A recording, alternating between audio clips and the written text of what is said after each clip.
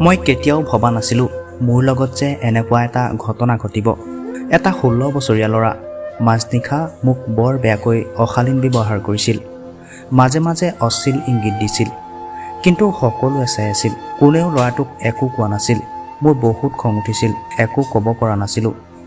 ল'ৰাটোৱে মোক ইমানেই বেয়া ব্যৱহাৰ কৰিছিল, মই ওচৰত থকা মানুহবোৰলৈ চাইছিলোঁ, কাৰণ ল'ৰাটোক সিহঁতি কিবা এটা কৰক, কিন্তু একো কৰিব নোৱাৰিলে। এটা সময়ত ল'ৰাটোৱে মোক মিডল ফিংগাৰ দেখুৱাইছিল, কিন্তু সেই সময়ত মই ৰৈ থাকিব নোৱাৰিলোঁ। হয় বন্ধুসকল, অভিনেত্ৰী অমৃতা গগৈৰ লগত হোৱা এটা সঁচা ঘটনা। কোন আছিল সেই ল'ৰাটো? কিয় সকলোৱে চাই আছিল? কিয় ল'ৰাটোক কোনেও একো ক'ব পৰা নাছিল? এই সকলোবোৰ কথা আজি এই ভিডিঅ'টোৰ জৰিয়তে আপোনালোকক জনাব বিচাৰিছোঁ। গতিকে ভিডিঅ'টো শেষলৈকে চাব। তেন্তে বলকচোন দেৰি নকৰি প্ৰথমেই অভিনেত্ৰীগৰাকীৰ নিজ মুখেৰেই সকলো কথা শুনি লওঁ। অভদ্ৰামী মানে ইমান বেয়া কিছুমান কথা কয়, কিন্তু সেইটো মই ধৰিবগৈ নোৱাৰোঁ। মানে সেইটো মই আৰু তাতে সেইবাৰ মোৰ থিয়েটাৰত প্ৰথম আৰু শেষ, মই মানে স্পট কৰিব নোৱাৰোঁ। আৰু বাকী এক্টাৰসকলে মোক কয় যে এনেকৈ কৈয়ে থাকে, কি কৰিবা আৰু উপায় নাই, এনেকুৱাই আৰু উপায় নাই। তো উপায় নাই এনেকুৱাটোতে চলি গৈ থাকোঁ, কাৰণ তাত বিদ্ৰোহ কৰিলে মইহে বেয়া হয়। এইটো মৰিগাঁৱৰ এটা পেণ্ডেল আছিলে। মৰিগাঁৱৰ পেণ্ডেলটোত একেবাৰে সৰু ল'ৰা 16-17, পিছত গম পালোঁ 15-16 বছৰীয়া ল'ৰা মেট্ৰিক দিব। একদম ফ্ৰণ্টত মিউজিক বক্সৰ ভিতৰত। তো মিউজিক বক্সটোতো আমি দেখি থাকোঁ। এনেই মোৰ আগতে শুনা ইমান সোপাৰ খং গোট খাই আছেই।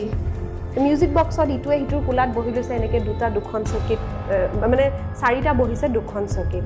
আৰু মিউজিক বক্সত সিহঁতি সোমাব পাৰিছে যেতিয়া, হয় সিহঁতে মানে কমিটিৰ মানুহৰ কোনোবা হ'ব, নহয় আমাৰ থিয়েটাৰ পেণ্ডেলৰ মানুহ হ'ব। তো সিহঁতকেইটাতো থিয়েটাৰৰ নহয়। তো সিহঁতে ইমান অ'পেনলি বেয়া কথা কৈ আছে, এণ্ড ট্ৰাষ্ট মি, মিউজিক বক্সত বহি থকা বাকী মানুহখিনিয়ে শুনি আছে। তো মোৰ বেছি বেয়া লাগিছিলে এইটো কথাত যে কেনেকৈ শুনি থাকিব পাৰা? তুমি এইখিনিত বহি আছা, ই অভদ্ৰামী কৰি মোক কথা এটা কৈ আছে, আৰু তুমি তালৈ এনেকৈ এবাৰ চালা, ইহে কৈছে তাইকহে কৈছে, আৰু তুমি চাই আছা। দুখটো তোমাৰ গাতো আছে, কিন্তু তেতিয়া তুমি শুনি আছা, তোমাৰ গাতো দুখ আছে। কিয় তোমাৰ মা বা ভণ্টিক তেনেকৈ ক'লেতো তুমি শুনি নাথাকিলাহেঁতেন? সি লাষ্টত মই যেতিয়া তালৈ এনেকৈ চালোঁ, চাই দেখিলোঁ, মই ষ্টেজৰ পৰাই কৈছোঁ যে চুপ, ষ্টেজৰ পৰা কৈ আছোঁ। সি মোক অ'পেনলি মিডল ফিংগাৰ দেখুৱাইছে। মই আৰু এগৰাকী এক্ট্ৰেছ আছিলোঁ অন ষ্টেজ। তেখেতৰ আৰু মোৰ ক্লাইমেক্স চিন, তেখেতে মোক কি কৈ আছে মই শুনা নাই, মই কি কৈছোঁ তেখেতে শুনা নাই। সিহঁতৰ অভদ্ৰামী ইমান চিঞৰিছে।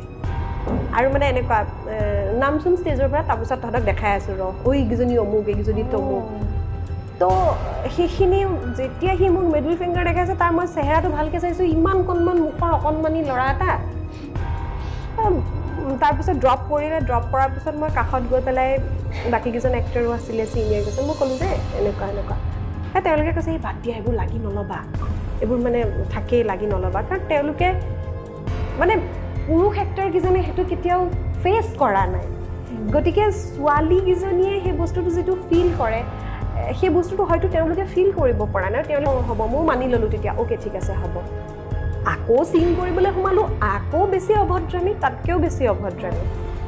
মই তেতিয়া কাকো একো কোৱা নাই, মই নিজে ডিচাইড কৰিছোঁ যে মোৰ কাৰণে যি কৰিব লাগে মই নিজে কৰিব লাগে। মই নাটকখন শেষ কৰিছোঁ। নাটক শেষ হৈছে, শেষ হোৱাৰ পিছত তোমাৰ ফ্ৰীজ হৈ যায় গোটেই কেৰেক্টাৰবোৰ। ফ্ৰীজ হোৱাৰ পিছত ফুল লাইট আহে, আৰু তাৰপিছত লাহে লাহে স্ক্ৰীন ড্ৰপ হয়। তো স্ক্ৰীন ড্ৰপ হোৱালৈকে মই লোৱা নাই। ফ্ৰীজ হৈছোঁ, ফ্ৰীজ হৈ মই নেক্সট ছেকেণ্ডত ষ্টেজৰ পৰা মিউজিক বক্সত জঁপিয়াই দিছোঁ। মানে এইফালেদি সিহঁতৰ এক্সপেক্টেশ্যনটো আছিলে কি, ড্ৰপ পৰিব, তাৰপাছত এইফালেদি ঘূৰি আহি পাই মানে আমি এইফালেদি গুচি যাম। তো সিহঁতে যাবলৈ নাপালে। তো তেতিয়া সিহঁতক মই তাতেই স্পট কৰিছিলোঁ। তাত স্পট কৰি পেলাই বাকীকেইটা ল'ৰাক মুখেৰে যি গাই আছিলে বাৰু, কিন্তু যিটোৱে মিডল ফিংগাৰ দেখাইছিলে তাক মই লৈ চিধা গ্ৰীণ ৰুমত, তাক চিধা গ্ৰীণ ৰুমত। তো তাৰপিছত তেনেকুৱা অলপ। গতিকে বন্ধুসকল, আপোনালোকে গম পালে যে অভিনেত্ৰীগৰাকীৰ লগত হৈ যোৱা এটা সঁচা ঘটনা। যদি এই সম্পূৰ্ণ ভিডিঅ'টো চাব বিচাৰে, তেন্তে ডেছক্ৰিপশ্যনত দিয়া লিংকত গৈ চাব পাৰিব। এই ঘটনাটো অভিনেত্ৰী অমৃতা গগৈয়ে চক্ৰপাণি পৰাশৰ ইউটিউব চেনেল বাৰ্তালাপৰ শ্ৰেণীকোঠাত নিজেই শ্বেয়াৰ কৰে।